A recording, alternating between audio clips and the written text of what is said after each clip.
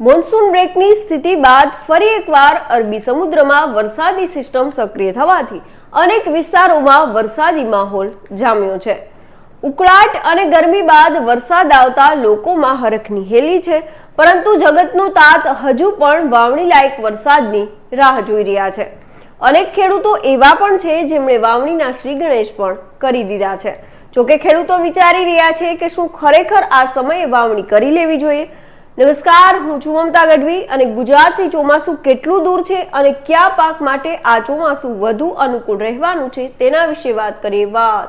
ગુજરાતી પર સામાન્ય રીતે મહારાષ્ટ્ર અને મુંબઈમાં ચોમાસાની એન્ટ્રી થયા બાદ 7 દિવસમાં ગુજરાતમાં ચોમાસું પહોંચી જતું હોય છે, પરંતુ અરબી સમુદ્રમાં વરસાદી સિસ્ટમ નિષ્ક્રિય થઈ જતા હજુ પણ ગુજરાતમાં ખેડૂતો કાગડોળે ચોમાસાની રાહ જોવા માટે મજબૂર થયા છે।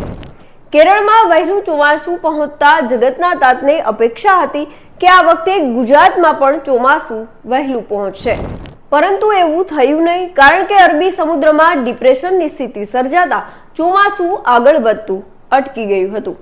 આમ તો 15 જૂને ગુજરાતમાં ચોમાસું પહોંચી જતું હોય છે, પરંતુ આ વખતે ચોમાસું થોડું મોડું પહોંચવાના એંધાણ વર્તાઈ રહ્યા છે। હવામાન નિષ્ણાત પરેશ ગોસ્વામીના જણાવ્યા અનુસાર ચોમાસું આ વખતે 4 થી 5 દિવસ મોડું પહોંચશે, એટલે કે 20 જૂનથી લઈને 26 જૂન આસપાસ ગુજરાતમાં ચોમાસું સંપૂર્ણ રીતે સક્રિય થઈ જાય તેવી શક્યતા છે।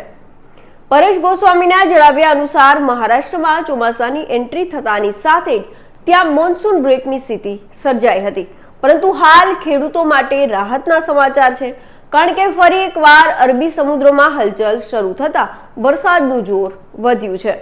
18 થી 22 જૂન આસપાસ સૌરાષ્ટ્ર, દક્ષિણ ગુજરાત અને મધ્ય ગુજરાતના કેટલાક ભાગોમાં વાવણી લાયક વરસાદ થશે, જ્યારે ઉત્તર ગુજરાત અને કચ્છમાં 25 જૂનથી લઈને 5 જુલાઈ સુધીમાં વાવણી લાયક વરસાદ થવાની શક્યતા છે। ખેડૂતોને વાવણીને લઈને સલાહ આપતા તેમણે જણાવ્યું હતું કે જો હાલ પિયતની વ્યવસ્થા હોય તો જ ખેડૂતોએ વાવણી કરવી। લાંબા ગાળાની મગફળી અને કપાસ માટે ચોમાસાની સત્તાવાર એન્ટ્રી થાય તે બાદ જ વાવણી કરવી યોગ્ય રહેશે। જોકે પ્રી મોન્સૂનમાં 2 થી 3 ઇંચ વરસાદ થતા હજારો ખેડૂતો એવા પણ છે જેમણે વાવણી કરી લીધી છે। જોકે પરેશ ગોસ્વામીએ આ અંગે જણાવ્યું હતું કે મોટાભાગના ખેડૂતોએ ટૂંકા ગાળાની મગફળીનું વાવેતર કર્યું છે, જેમાં 30 દિવસ સુધી પાણી આપવામાં ન આવે તો પણ પાકને કોઈ પણ પ્રકારનો વાંધો નહીં આવે, કારણ કે જ્યારે પણ તેમને પાણીની જરૂર પડશે ત્યારે ગુજરાતમાં ચોમાસાની શરૂઆત થઈ ગઈ હશે। વધુમાં કપાસ અને મગફળીને લઈને જણાવ્યું હતું કે આ વર્ષે કપાસનું વાવેતર ઘટ્યું છે અને એમાં પણ ઐતિહાસિક ઘટાડો જોવા મળ્યો છે। આની પહેલા ક્યારેય પણ આટલો મોટો ઘટાડો નથી થયો, જેમાં પાછોતરા વરસાદને કારણે કપાસના પાકને નુકસાન થાય છે, એટલે ખેડૂતો કપાસને બદલે મગફળીના વાવેતરની પસંદગી કરી રહ્યા છે। આ ઉપરાંત ગુલાબી ઈયળ અને કપાસના ઉત્પાદનમાં ઉત્તરોત્તર ઘટાડો થયો છે, જેથી ખેડૂતો કપાસનું વાવેતર કરવાનું હાલ ટાળી રહ્યા છે। વરસાદી સિસ્ટમ સક્રિય થતા હવામાન વિભાગ દ્વારા અનેક વિસ્તારોમાં વરસાદની આગાહી આપવામાં આવી છે।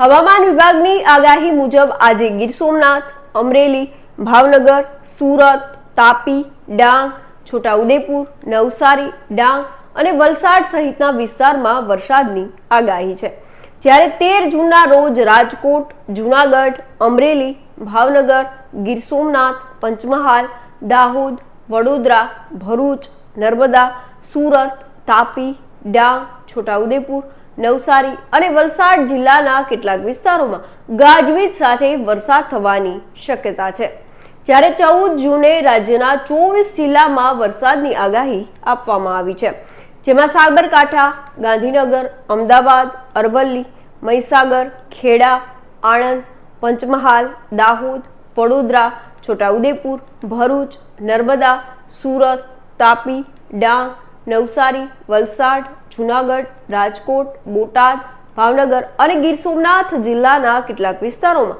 હળવાથી લઈને મધ્યમ વરસાદની આગાહી છે, જ્યારે 15 જૂને પણ વડોદરા, છોટાઉદેપુર, ભરૂચ, નર્મદા, સુરત, તાપી, ડાંગ, નવસારી અને વલસાડ જિલ્લાના કેટલાક વિસ્તારોમાં વરસાદ થશે। આ ઉપરાંત પણ બનાસકાંઠા, મહેસાણા, પાટણ, સુરેન્દ્રનગર, સાબરકાંઠા, ગાંધીનગર, અમદાવાદ અરવલ્લી, મહીસાગર, ખેડા, આણંદ, પંચમહાલ, દાહોદ, જૂનાગઢ, રાજકોટ, બોટાદ, ભાવનગર, ગીર સોમનાથ અને પોરબંદર સહિતના વિસ્તારોમાં ગાજવીજ સાથે વરસાદની એન્ટ્રી થશે. રાજ્યમાં 16 અને 17 જૂનના રોજ ગુજરાતભરમાં વરસાદ થવાની શક્યતા છે, જેમાં કચ્છના છૂટાછવાયા સ્થળોએ અને આ સિવાયના તમામ જિલ્લાના અમુક વિસ્તારમાં ગાજવીજ સાથે વરસાદ થવાની શક્યતા છે. આપને જણાવી દઈએ કે કેરળમાં આ વર્ષે 8 દિવસ વહેલા ચોમાસાની શરૂઆત થઈ ગઈ હતી. કેરળમાં ચોમાસું બેસવાની સત્તાવાર તારીખ 1 જૂન છે, પરંતુ અનુકૂળ વાતાવરણના કારણે આ વર્ષે મે મહિનાની શરૂઆતમાં જ હવામાન વિભાગે જાહેરાત કરી હતી કે 27 મે આસપાસ કેરળમાં ચોમાસું પહોંચશે. પરંતુ હવામાન વિભાગે જે તારીખ જાહેર કરી હતી તેના કરતાં પણ ચોમાસાની વહેલી શરૂઆત થઈ ગઈ હતી અને આગામી દિવસોમાં હવે ચોમાસું આગળ વધે તેવી પણ અનુકૂળ સ્થિતિઓ હતી. જોકે અરબી સમુદ્રમાં આ સમય પહેલા જ એક સિસ્ટમ સર્જાઈ અને તે બાદમાં ડિપ્રેશનમાં ફેરવાઈ ગઈ હતી. તેના કારણે ભારતના પશ્ચિમના દરિયાકાંઠા પર અનેક વિસ્તારોમાં ભારેથી અતિ ભારે વરસાદ પણ થયો હતો. બાદમાં મુંબઈમાં ચોમાસાની એન્ટ્રી થઈ. સામાન્ય સંજોગોમાં એવું હોય છે કે કેરળમાં ચોમાસું પહોંચ્યા બાદ 15 દિવસમાં ગુજરાતમાં ચોમાસું પહોંચી જતું હોય છે, પરંતુ મોન્સૂન બ્રેકની સ્થિતિના કારણે હજુ સુધી ગુજરાતમાં ચોમાસું નથી પહોંચ્યું અને આ વખતે ચોમાસું મોડું પહોંચવાનું અનેક વખત પરેશ ગોસ્વામી પણ કહી ચૂક્યા છે.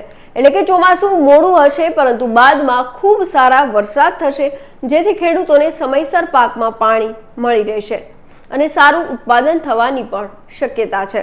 તો અત્યારે બસ આટલું જ. હવામાનને લઈને દરેક અપડેટ આપના સુધી પહોંચાડતા રહીશું અને મળતા રહીશું વાત ગુજરાતી પર.